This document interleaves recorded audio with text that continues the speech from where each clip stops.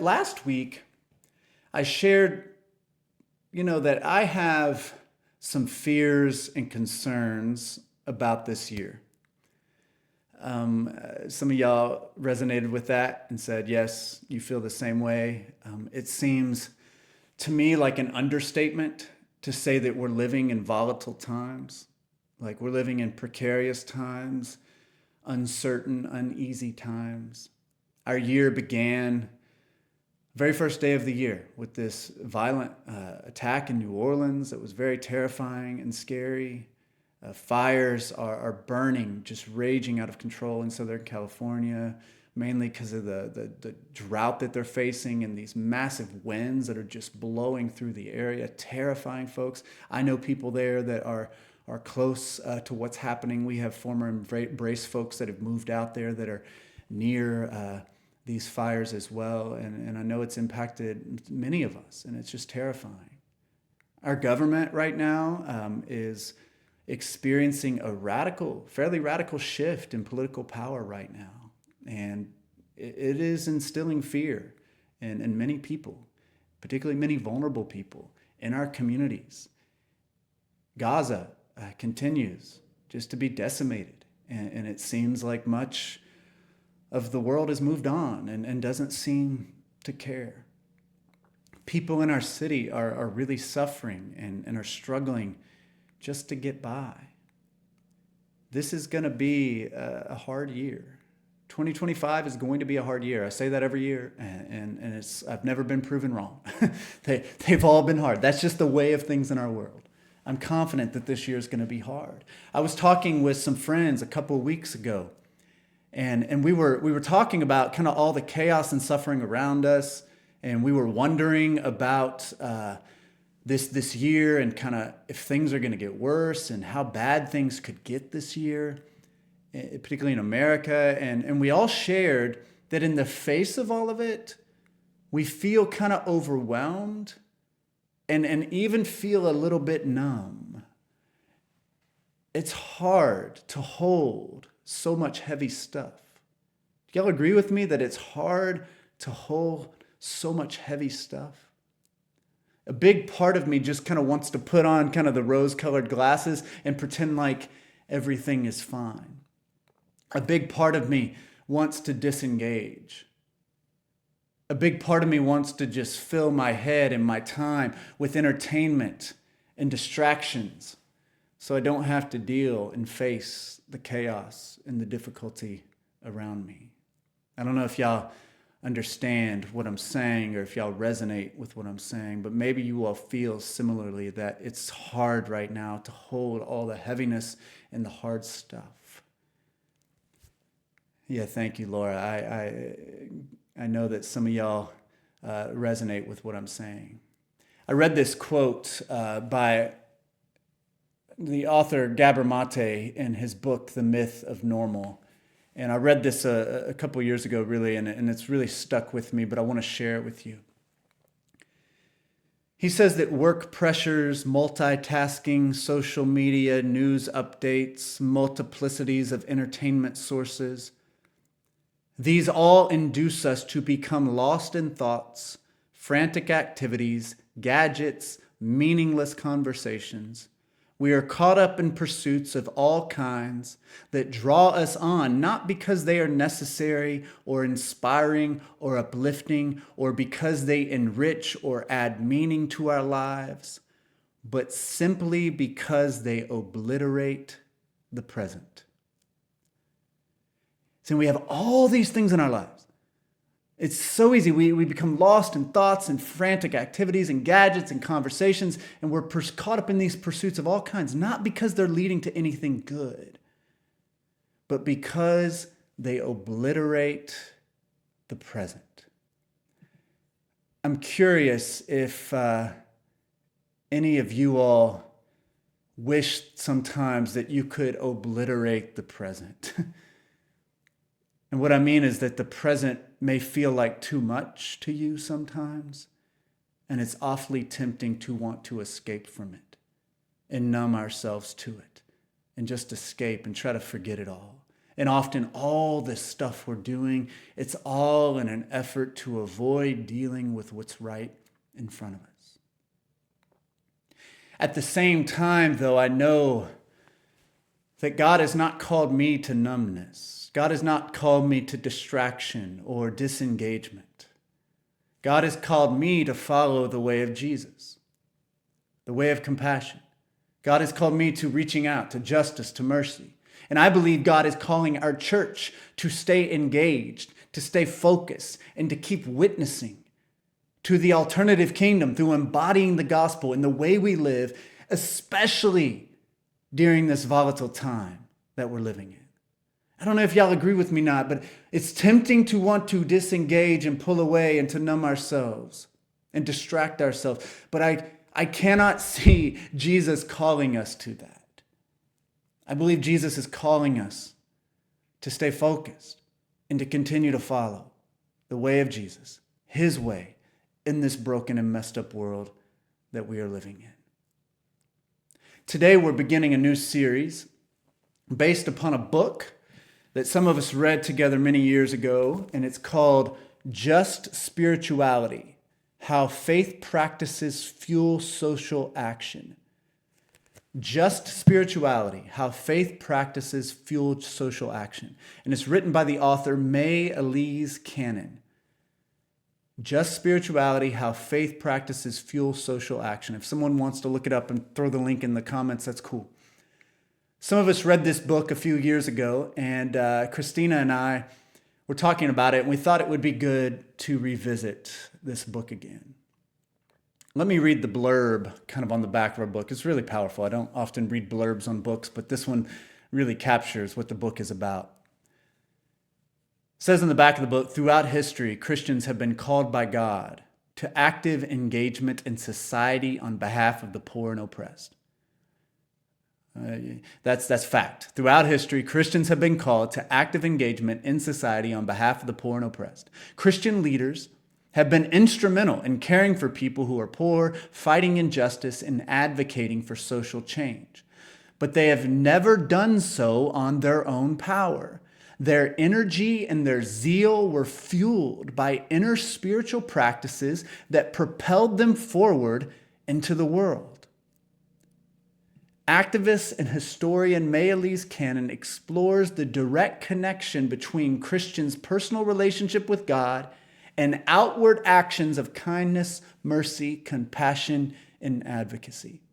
They both go together. She looks at how notable Christian leaders were able to face societal challenges because of the rich depths of their spiritual practices. We cannot face the societal challenges in front of us if we do not cultivate inner spiritual practices. Spiritual practices connect us to the Spirit of God living within us, which fortifies us and empowers us and enables us to connect with others and to engage the world around us. I want to show you the schedule for what we're going to cover as we go through this. And it's going to be, there's 7 chapters in the book, and we're going to cover all the spiritual practices from each chapter. So week 1, we're going to talk about today, silence and solitude, from silence to service. And the focus of the chapter is on Mother Teresa. Week 2 is from prayer to discipleship, and it's focused on Dietrich Bonhoeffer. Week 3 is talking about the spiritual practice of study, and so talking about from study, moving us into evangelism, and focused on Watchman Nee.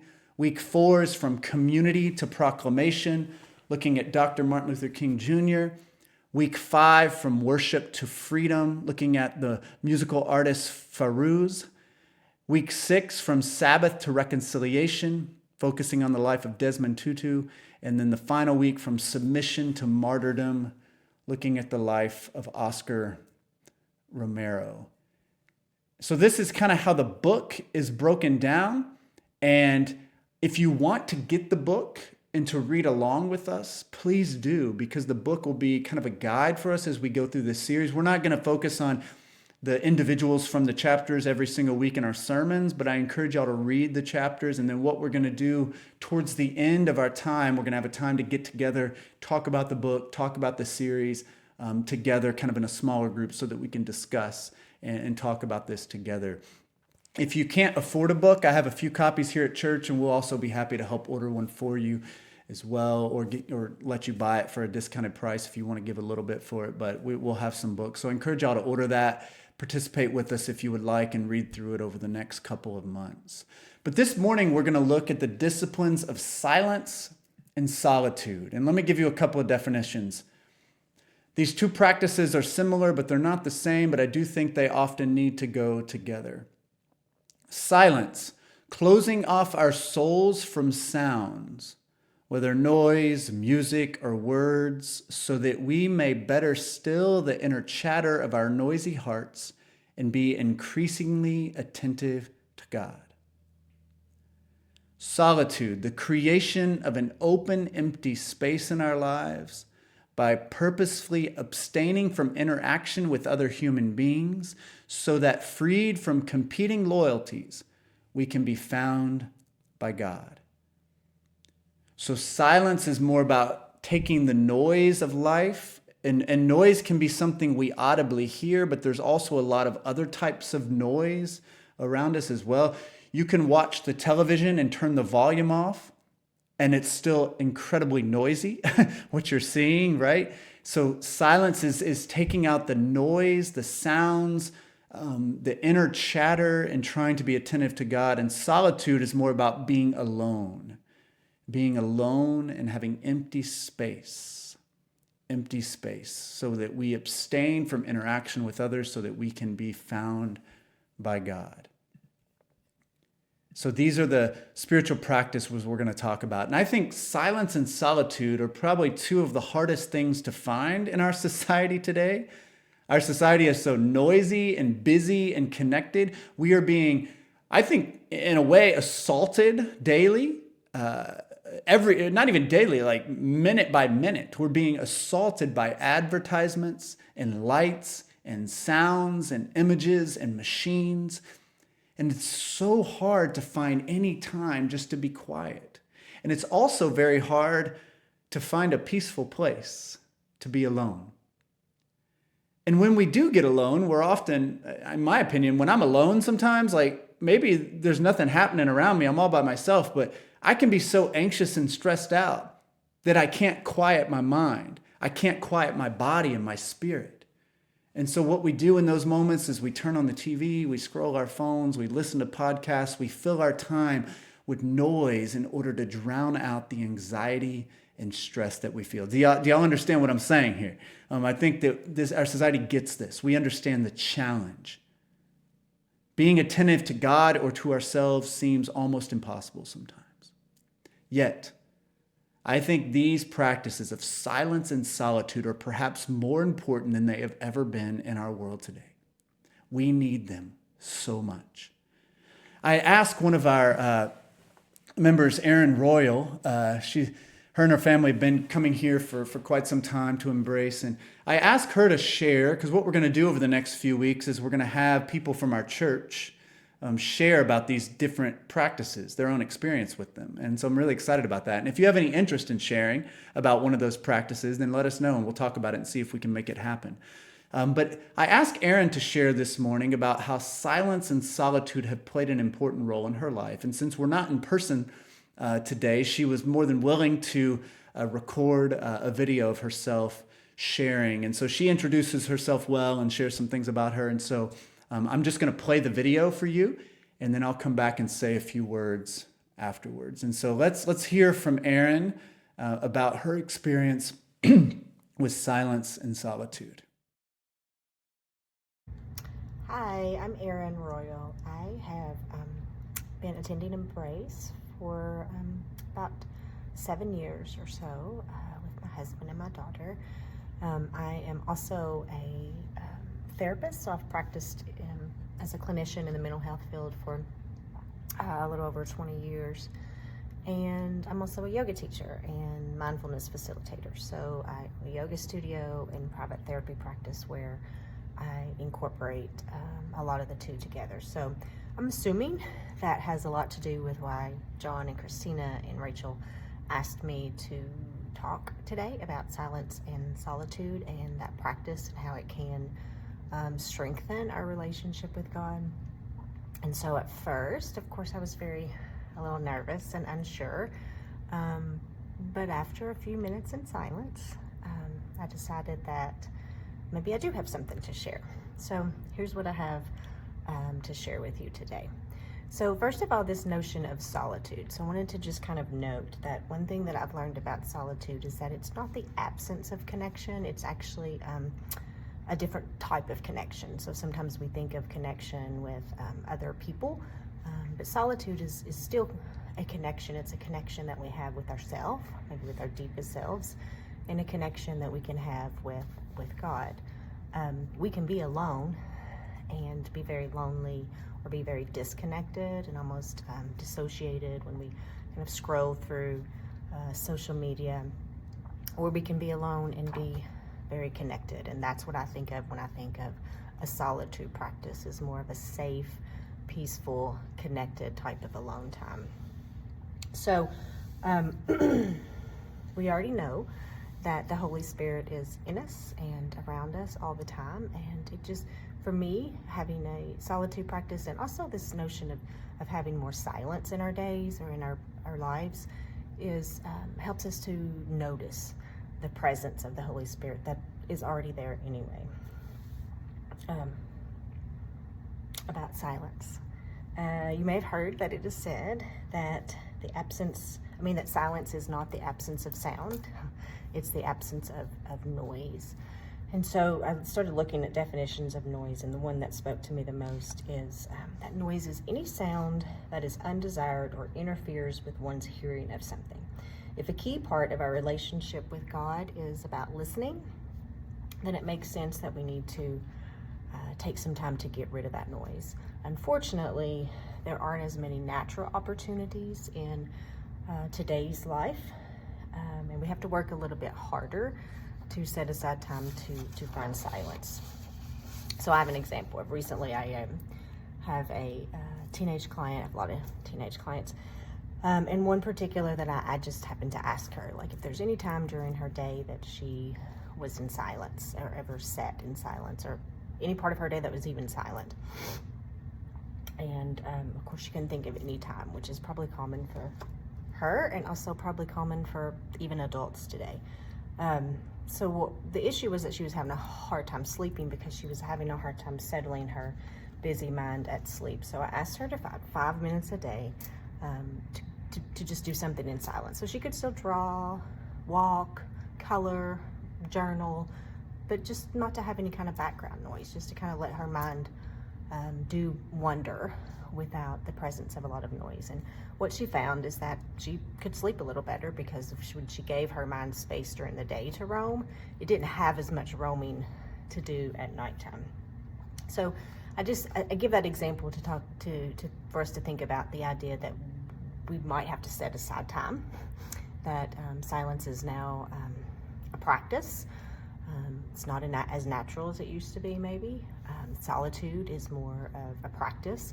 And so setting aside time to actually step away and turn down some of the noise and maybe sit in silence and just kind of see how that connection may bring you a little closer to God. I also wanted to note that we live in a society that has cultivated a disembodiment of its people. Perhaps people that are disconnected to what their bodies are saying or are a little easier to distract and control. I don't know. The problem with this, what I like to say is a manufactured somatic disconnection, is that God often speaks to us through our body. So if we consider how we experience emotion through tears and tightness in the throat, a heaviness in the chest, we talk about having gut feelings. These are all important messages that get lost if we're not paying attention. To reconnect, we can learn and practice ways to reconnect to our body. Maybe that's just some breath work. Maybe that's a movement practice, or just a simple sitting practice where we tune in more to what's going on the inside. In my own life, the choice to intentionally set aside time away from noise helps me notice the many ways that God shows up in my otherwise noisy life. So maybe it's in Kroger, and I take a moment to find my feet, to take a deep breath, and to access a moment of silence within. In those moments, I can be more aware of his presence, so that maybe I could even, I do this, even silently stop and say, thank you, right? Sometimes I'll say, thank you for bringing me here, or thank you for being here with me. And in this way, I'm better equipped to show up for others, perhaps specifically for others who cannot access this as easily for whatever reason, whatever the obstacle is in their lives, that they could not access that silence or that solitude in the way that I can. I think it's important for me to be able to show up for them too. So my hope is that we as Christians are able to utilize this practice in order that we can partner up with God in order to love the world a little more. It doesn't necessarily have to be a big effort, because spiritual solitude creates a rippling effect. We may not be the next Mother Teresa, but we can definitely show up for the people that are right in front of us. So I'm just going to leave you with a quote from Howard Thurman, who was an author, philosopher, theologian, educator, and civil rights leader. This is from his book called Meditations from the Heart. In the stillness of quiet, if we listen, we can hear the whisper of the heart, giving strength to weakness, courage to fear, hope to despair. So thank you. Thanks for listening to what I have to say, and I hope that this speaks to you, and you can feel free to reach out to me if you want to learn more about what a daily practice could look like for you.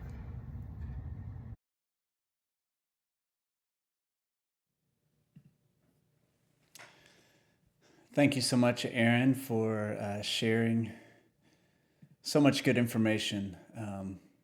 Erin is a wealth of resource. She's part of our Wounded Healers group at the church, and a few months ago we did some kind of body practices, some meditative practices in our meeting before church, and I walked into church feeling more grounded than I have probably any other week after being led through some of those practices.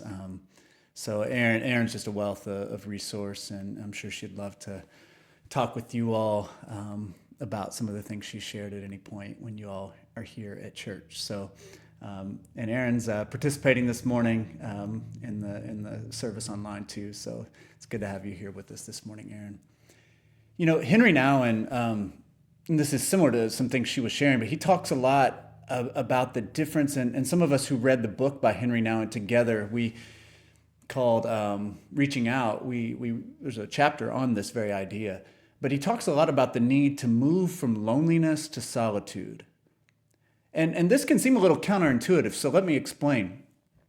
He says, we all understand what it feels like to be lonely and separated and isolated. He talks about how, with loneliness, it brings up feelings of emptiness, feelings like we're no good, we're not seen, we're not valued, we're not loved.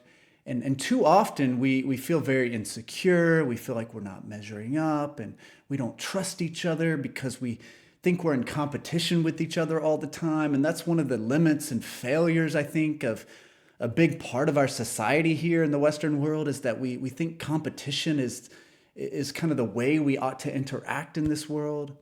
In my profession, pastors, we don't really get real with each other because we don't really trust each other, because our culture says we got to compete with one another. And this loneliness is real. And we all experience, I think, a profound loneliness in our lives at times. And some of us live with this sense of loneliness day in and day out. And one problem we have is that we often think the cure for our loneliness is more togetherness. That if we spend enough time with other people, then we won't be so lonely.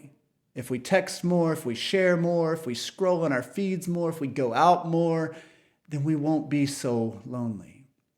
We think sometimes dating or getting married is going to save us from our loneliness. We join up with partners thinking our partner is going to solve our inner loneliness and pain. But does that really take care of the problem? I remember years ago, Christina shared one of her songs with the church in the chapel one day. And one of the lines it's an image that she mentions really. She says, there are so many walking this road beside me, but we're all alone, isolated by the weight we carry. That image, it was powerful to me that there's so many walking this road beside me. I feel like that all the time. Like people around me all the time. But we often feel so alone and isolated by the weight that we're carrying. Sometimes we can be together yet still feel so alone. The great spiritual writers, though, suggest that the answer for loneliness is not necessarily more togetherness, but is actually solitude and silence.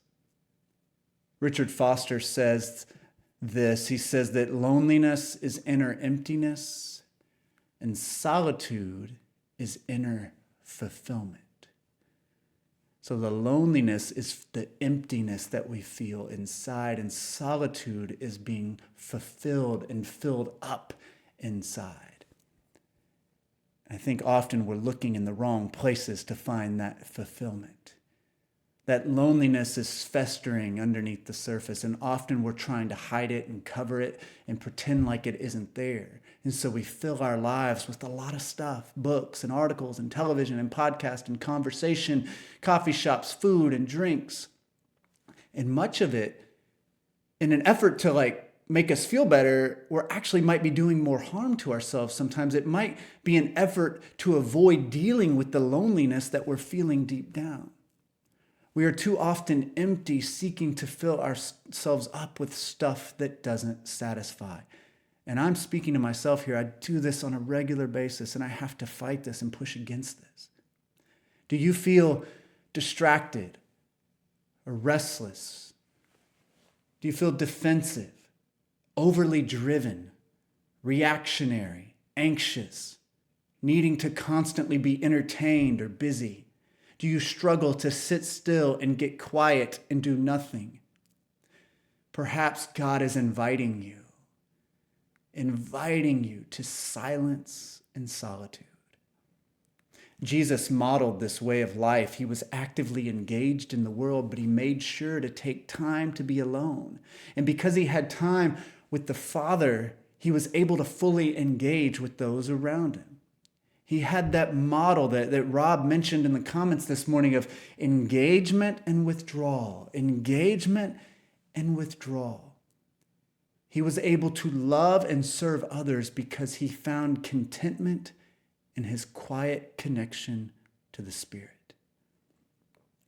Thomas à Kempis, Richard Foster, Thomas Merton, Henry Nouwen, Dietrich Bonhoeffer, Mother Teresa, and so many others all agree that our time in solitude and silence impacts our ability to be present and loving to other people.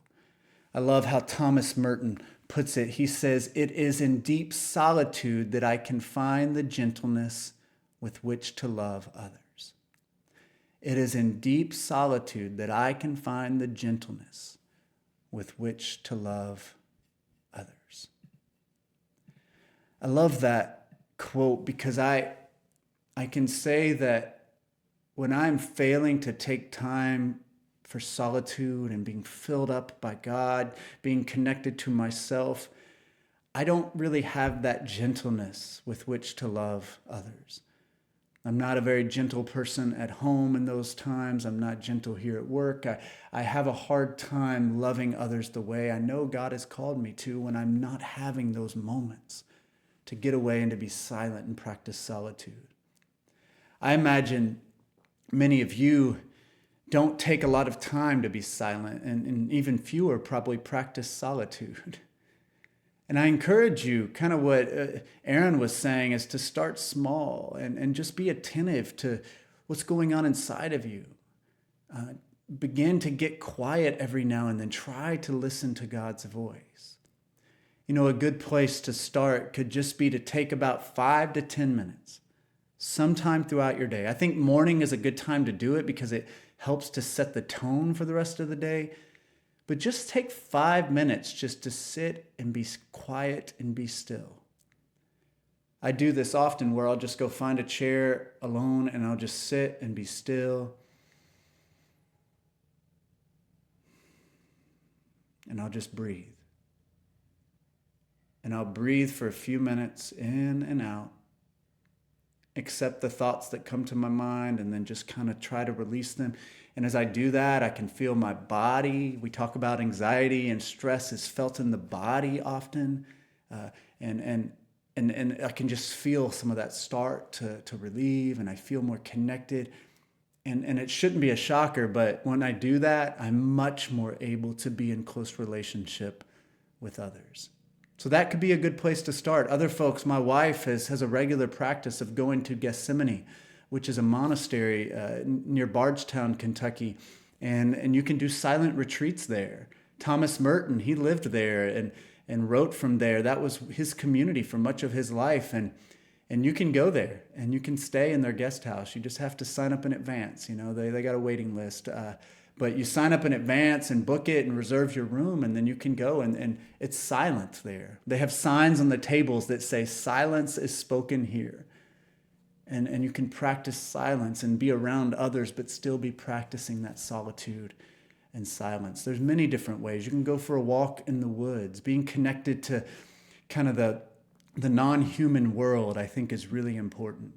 And just getting out into the woods and going for a walk or just going to McConnell Springs or Heisel Farm Park or going out to Raven Run, places that aren't all that far away, to get away and to try to connect to yourself and to God. But silence and solitude can greatly impact your life. And it's in the silence and solitude that we can hear God's voice, be restored, and find the inner fulfillment. And that is going to help enable us to love others more fully. In the name of the Father, the Son, and the Holy Spirit, amen.